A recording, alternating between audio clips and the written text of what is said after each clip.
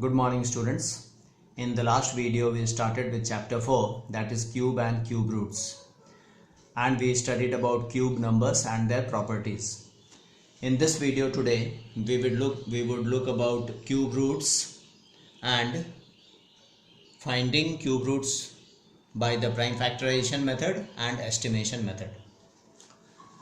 So we had seen in the last video that if we have natural number n, then n times n is written as n to the power 3, and n to the power 3 is the cube number.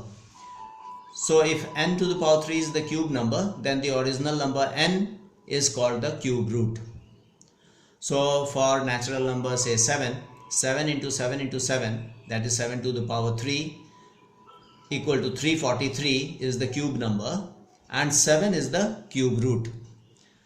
So cube root is the inverse function of cubing, just as square root is the inverse of squaring. The symbol for cube root is written like this. There is a 3 over here, or in exponential form we can write it as the number to the power 1 by 3. So if we have to write cube root of 343, so we will either write it like this or in the exponential form like this, or we know 343 is 7 to the power 3, so 7 to the power 3 whole to the power 1 by 3. Then by the rule of indices, these two powers will multiply because there is a bracket, and we will be left with 7 to the power 1, that is 7. Okay, so now let's look at some methods to find out cube root. The prime factorization method. I have taken this question from your exercise 4.2, question number 1. We want to find out the cube root of 21,952. So first of all we will have to prime factorize 21,952, and we get this. So 21,952 is equal to 2 into 2 into 2, that is one triplet, 2 into 2 into 2 another triplet, and 7 into 7 into 7 third triplet. So we will take, when we are finding cube root, we will take 1 2 from here, 1 2 from here, and 1 7 from here. So we get cube root of this is 21,952 equal to 2 into 2 into 7, that is equal to 28. We can even find the cube root of 21,952 by using exponential form. This 21,952 is equal to 2 to the power 6 into 7 to the power 3, because 2 is repeating 6 times, 7 is repeating 3 times, and this whole thing to the power 1 by 3, because we are finding cube root. Now according to the rule of indices, this outside power will multiply with these two powers, so we are going to get 2 to the power 2 here and into 7 to the power 1. So 2 to the power 2 into 7 to the power 1 equal to 28 is the cube root.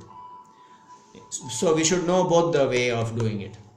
Okay, now let's look at the estimation method of finding cube roots.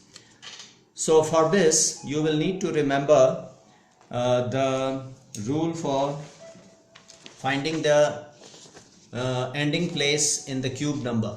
We had studied in the last video that if a number ends in 1, then the cube of the number would also end in 1. Similarly, if the number ends in 9, the cube of the number would also end in 9.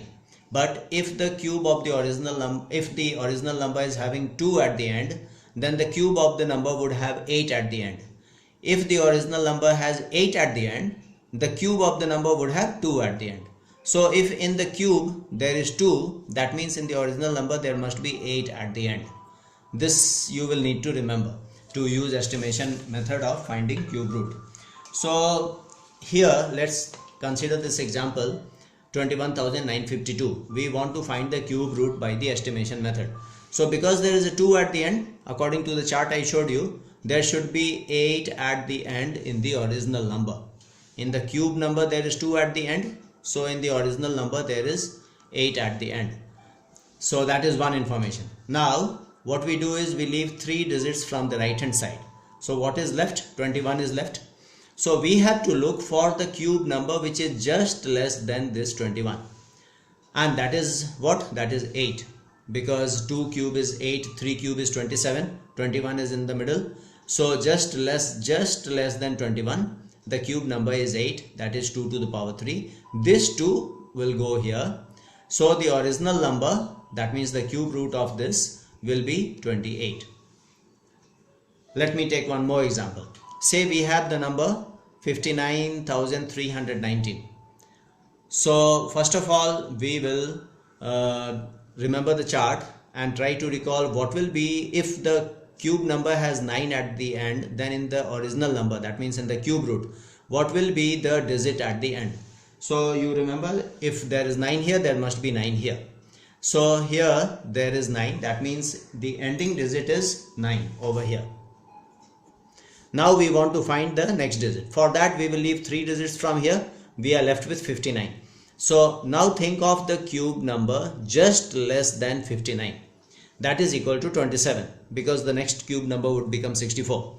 So the cube number just less than 59 is 27, that is 3 to the power 3. This 3 will go over here. So the answer for this will become 39. So the cube root of 59,319 is equal to 39. Now sometimes they may ask you to find cube root of a number which is given in product form, like in exercise 4.2 question number 4. So to find the cube root of this, we will find the cube root of this one and the cube root of this one, and we can use prime factorization method. So after prime factorizing 1331, we get 11 to the power 3, and after prime factorizing 3375, we get 3 to the power 3 into 5 to the power 3. So cube root means we have to use power 1 by 3. I have showed you earlier. So this power 1 by 3 will multiply with all the powers. So we would be getting minus 11 times 3 times 5, that is equal to minus 165. Then sometimes we are required to find cube root of decimal numbers. For that we convert them into fraction form. Like in question number 5, exercise 4.2, we have this decimal number given. So we have to find the cube root, that means power 1 by 3. So we have to write this decimal number in fraction form. Then we will prime factorize. So if we prime factorize 3375, that is 3 to the power 3 into 5 to the power 3. And here this is 6 zeros, so we can write it as 10 to the power 6. Now this outside power 1 by 3 will multiply with all the powers. So we will be getting over here 3 to the power 3 into 1 by 3. So it will be left with 3 only. Similarly here we have 5, and here 6 into 1 by 3 is 2. So 10 to the power 2. So this becomes 15 by 100. That is equal to 0.15. So the cube root of this number is 0.15. So you should be completing exercise 4.2 in your maths notebook.